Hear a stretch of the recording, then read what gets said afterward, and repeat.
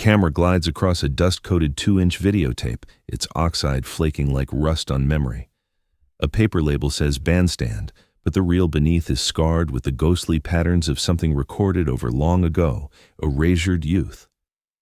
In Philadelphia's Studio B, teenagers once spun to doo-wop and early rock, their sneakers squeaking on waxed floors as the nation learned to dance with them. Later, under Hollywood lights, the show became a glossy Saturday ritual, color blooming where black and white once breathed. Yet most of those afternoons are gone, not to scandal or conspiracy, but to the quiet arithmetic of television. Tapes too costly to store, reels wiped to make room for tomorrow, and music rights that turned history into paperwork.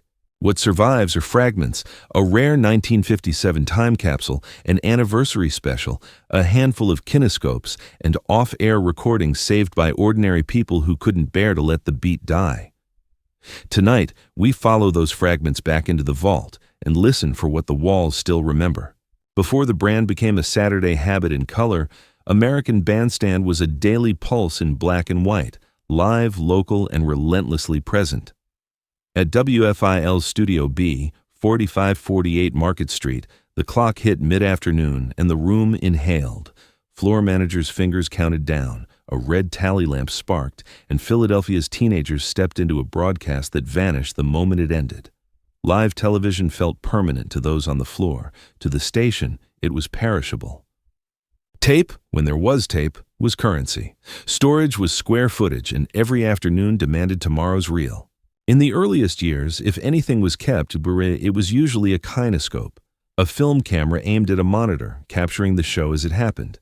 Kinescopes were expensive to produce and fragile to keep, meant for rebroadcast to other markets rather than for posterity. The process introduced flicker, moire, and a softness that turned crisp choreography into a haze. Even when 2-inch quadruplex videotape entered the picture, it changed the economics less than we might imagine. Those reels were heavy, finicky, and costly. The machines needed engineers with the patience of watchmakers. A single shelf could hold a week's worth of programming, or tomorrow's inventory of blank tape if you erased yesterday. And so, a habit took hold across the industry that would become Bandstand's fate: wiping. Not malice, not mystery, just the arithmetic of a daily show in an era before reruns had value and before home video taught networks that nostalgia could pay. In a newsroom down the hall, last night's newscast might already be gone. Variety shows were recycled. Music hours, thick with performance rights, recorded at a pace no vault could keep, were first on the chopping block. If a segment needed to be excerpted for a sponsor reel or a holiday special, an editor pulled a dub.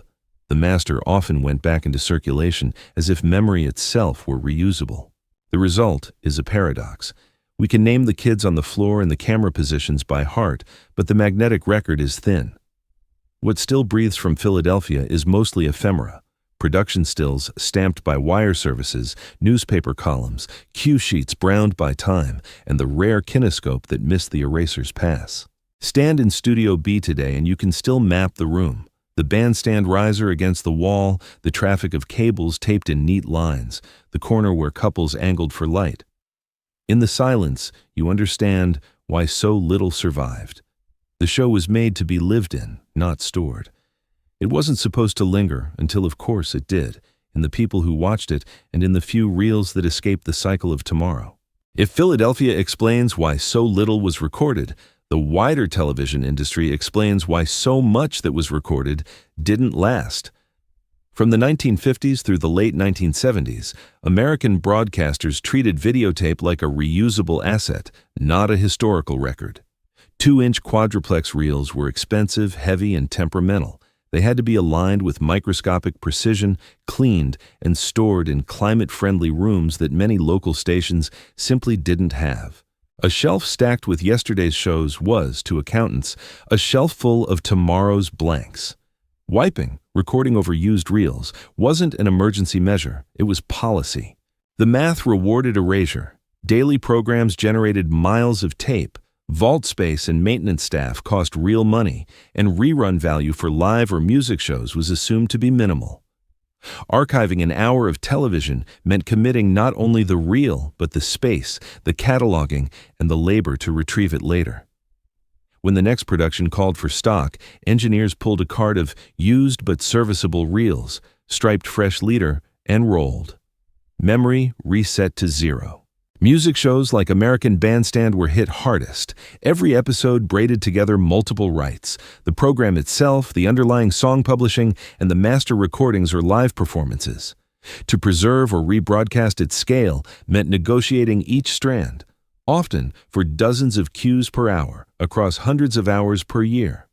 Faced with that complexity and lacking a proven aftermarket, stations and networks had little incentive to warehouse tapes indefinitely. The rare exceptions tended to be specials, promos, or episodes earmarked for short-term reuse. Wiping also fed on momentum. Once a library contained gaps, the perceived value of what remained declined. Without complete runs, the prospect of future syndication or home video seemed even less likely. Departments echoed the same refrain. Keep logs, keep paperwork, but rotate the reels. Somewhere between budgets and binders, culture slipped. The habit finally loosened when the economics flipped. Color became standard. Cable and global syndication expanded. Home video taught networks that libraries could out-earn their storage bills. By then, the damage was done. Whole swaths of variety television, news, and regional entertainment were already overwritten, an era documented more by clippings than by moving pictures. This is the context in which Bandstand's losses make sense. Not conspiracy. Calculus. A daily show recorded on costly reels, burdened by layered music rights, operating inside a system designed to recycle itself. When we hold a surviving tape today, we're not just lucky. We're looking at something that escaped an equation, an object that should have been zeroed out and somehow wasn't. The map of Bandstand's memory tilts west in 1964. The show leaves Philadelphia's Studio B for ABC's Television Center on Prospect Avenue, a compound designed for industrial-scale television. The differences begin at the doorway. Where Philly was a daily sprint, red light on, music up, and whatever happened simply happened, Los Angeles is a calendar. The show becomes a weekly package, taped in batches with the predictability of a factory and the sheen of a Saturday ritual. Schedules are posted weeks ahead. Lighting plans repeat. Set pieces travel on dollies with chalk marks on the floor. That rhythm matters because preservation is about repetition. The more standardized the process, the more likely a master survives. With the move west, the engineering changes too. Multi-camera videotape is now the default. Consoles are consistent from stage to stage, and maintenance crews can keep quad machines aligned instead of improvising day to day. Air checks and safety copies, once luxuries, start to appear more often, if not always. By 1967, color arrives, and with it a quiet revolution in value. Color episodes are more desirable to rebroadcast, more marketable to affiliates and advertisers, and thus more likely to be saved for later. A tape no longer feels like a consumable part, it's a potential commodity. Logistics reinforce the trend. A weekly show generates less raw mileage of tape than a live daily broadcast, and batch production means fewer reels to wrangle across a given month. Storage rooms don't feel like sandcastles against a tide. Paper trails improve as well. Show rundowns are typed with time codes, cue sheets map performances cleanly, and music clearances, still a labyrinth, at least live alongside documentation rather than in someone's desk. In a system built to repeat itself, archives have a fighting chance. And yet, Los Angeles doesn't become a utopia for collectors. Wiping doesn't vanish overnight, budgets still bite, and the rights puzzle remains. Bandstand is a music show before it is an archive project. Every hour braids songs, performances, and appearances that require new paperwork if you ever dare to sell a box set. Even episodes that physically survive may be handcuffed by the songs inside them. The vault's shelves get sturdier, the lock on the door gets heavier. Still, if Philadelphia feels like a memory whispered from photographs, Los Angeles feels like a room we can re-enter. The camera angles are familiar, the color convinces us we were there, and fragments exist in enough density to suggest continuity. Preservation doesn't become guaranteed in 1964, but it becomes imaginable.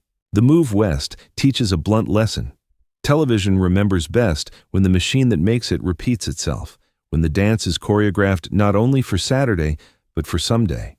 When so much of Bandstand feels like breath on glass, There for a second and gone, the 25th anniversary special lands with the weight of something undeniable. It is not rumor or recollection. It is a program you can sit with, minute by carefully preserved minute, and feel the shape of the show reassemble in front of you. The special is a bridge and a mirror at once. A bridge because it carries us from the scattered scraps of the 1950s into the better documented color years, and a mirror because it shows how the show chose to remember itself while the lights were still hot and the audience still humming. Open on a studio polished to a Saturday sheen. The cameras glide, the band hits, and a carousel of faces returns. Artists who had turned after-school moments into national rights, dancers who once learned to live inside a 4/4 measure. The anniversary format, montage, interview, performance, clip, gives us what the Lost Vault cannot: context. We see how Bandstand threaded musical eras together without breaking stride, how a local dance hour became an American habit, how television itself learned to stage youth without condescension.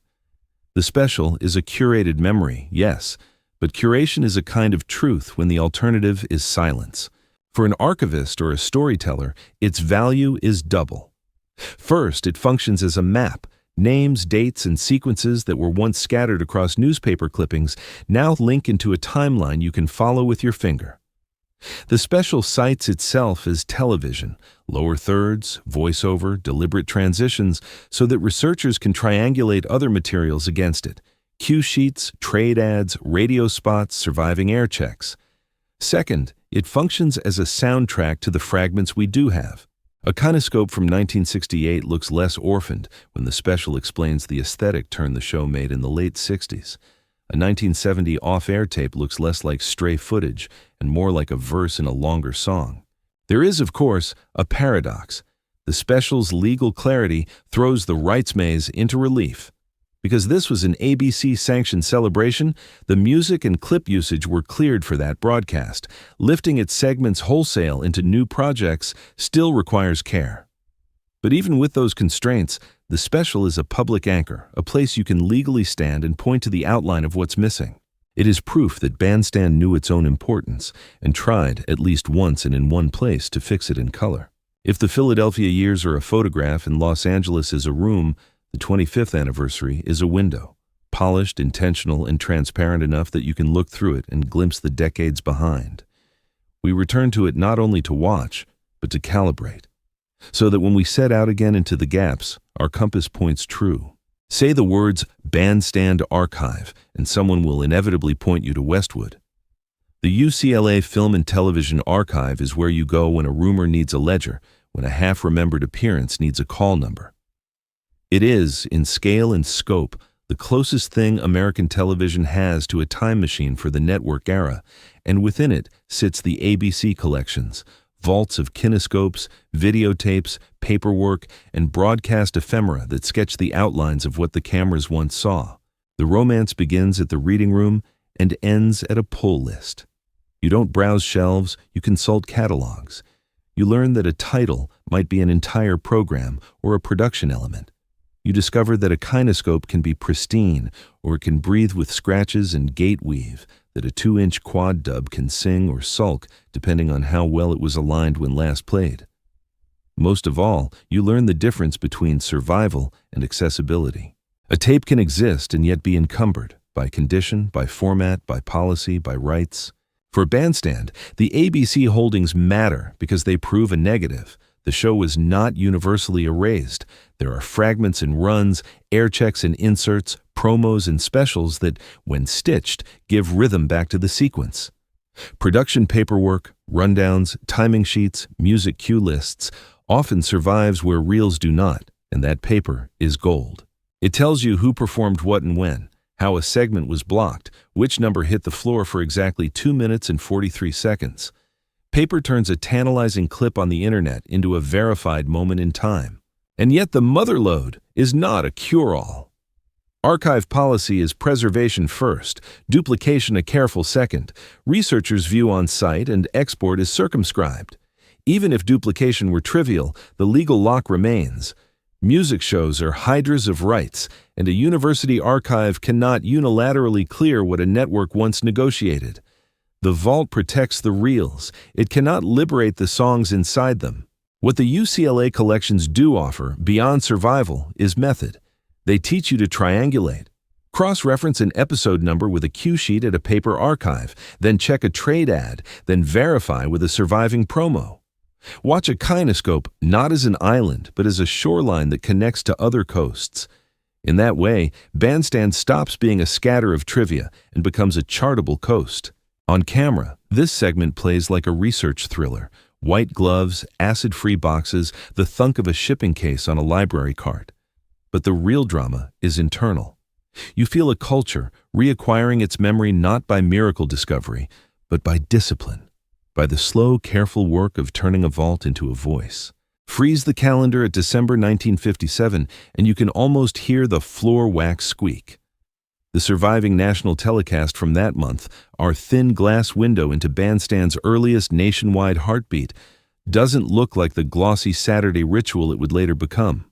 It breathes like live television still finding its legs. A kinescope's soft halation hugging the edges, a hint of monitor flicker rolling through the frame, the image slightly bowed at the corners, as if the era itself were curved by voltage. You see Studio B the way a booth director saw it. Camera 1 tight on a couple, camera 2 swinging to catch a line of kids hand-jiving at the rail, camera 3 on the bandstand riser where a mic stand waits like a promise. Dick Clark's cadence is lighter, almost radio quick, his handoffs crisp, his smile working like a metronome for the room. The teenagers aren't performing television yet, they are performing for each other. Jacket sleeves pushed to the elbow, skirts that flare and settle with every spin, shoes tracing figure eights through chalk marks laid by crew before air. When the needle drops, the choreography isn't choreography. It's instinct. Heads tilt, shoulders set, and the great democratic secret of the show reveals itself. If you can feel 4 beats, you can belong. Because rights limit what we can play for you, we keep the music low, almost subliminal, and let the body language do the singing. Watch how couples find space without stepping on cables, how they learn the room's geometry. Never block the aisle, keep the corners alive, feed the camera your best side when the tally goes red. The camera lingers not only on faces, but on the etiquette of the floor. How a partner's hand returns to neutral after a turn, how a missed cue becomes a laugh and not a stumble. The culture is present in the margins, sweater sets and Letterman patches, neatly combed hair loosening by the second chorus, the electric thrill of being seen from coast to coast after school. A national broadcast this early carries more than nostalgia. It carries proof. It shows what bandstand meant before color, before Hollywood, before the show learned to stage its own memory. The kinescope compresses the room but expands our understanding. We see why a local dance hour could scale to a national ritual. The format is simple, the invitation is wide, and the lens, though technically modest, feels conspiratorial, as if it's letting the country in on a secret the kids already know. Hold on the final crowd shot. The frame bows again, the flicker breathes, and a generation looks back at us unpracticed and unafraid. If most early afternoons evaporated at sign-off, this one didn't. It survived long enough to teach us how the beat began. Long after accountants zeroed out the vault, the audience quietly rebuilt it.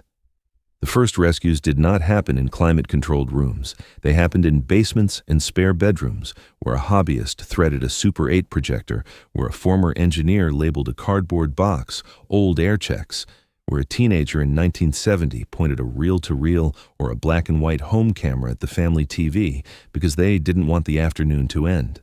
Those improvisations, messy, off-angle, rolling with hum and hiss, would become the scaffolding of memory when official masters were gone. The internet gave those fragments a second life. A kinescope captured off a monitor in 1968. An AM radio loud but watchable 1970 broadcast rescued from a worn VHS. A 1982 episode air-checked by a college kid who loved Del Shannon. Each file is imperfect, and yet together they move like a pulse. Historians call this vernacular archiving, but the motive is simpler. People saved what they loved. In the absence of a commercial afterlife, fandom became infrastructure. There is, however, an ethical frontier here, and it matters. Bandstand was a music show. Every appearance is braided with rights. the program, the composition, the performance, or master. Uploading full segments, even in the service of preservation, can collide with those rights, especially when platforms automate takedowns. That tension can feel unfair, but it isn't trivial. Artists, songwriters, labels, and publishers live inside those contracts. The law asks us to balance cultural memory with creative ownership. The goal, then, is not to look away. It's to look carefully. Our path through this is editorial and invitational. Editorial.